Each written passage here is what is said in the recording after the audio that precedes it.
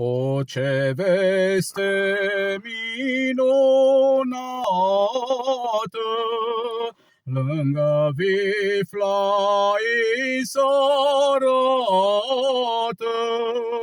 Cerul strălucea, îngerii veneau pe o rază curată.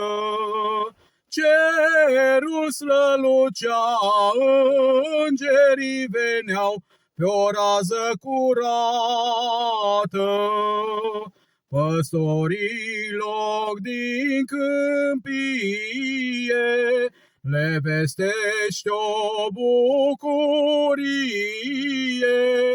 că într-un mic sălaș din acel oraș s-a născut Mesia.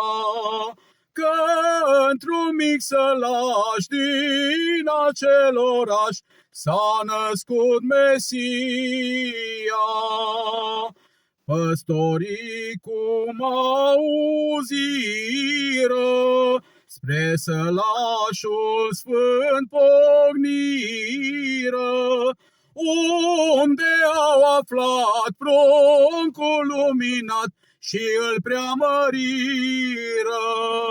Unde au aflat pruncul luminat și îl preamăriră. E Iisus, păstorul mare, turmă ca el nimeni n-are. Noi îl lăudăm, lui ne închinăm cu credință tare. Noi îl lăudăm, lui ne închinăm cu credință tare. În coliba păstorească vruta Domnul să se nască.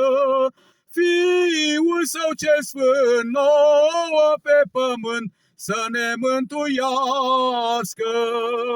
Fiul Său cel Sfânt nouă pe pământ să ne mântuiască.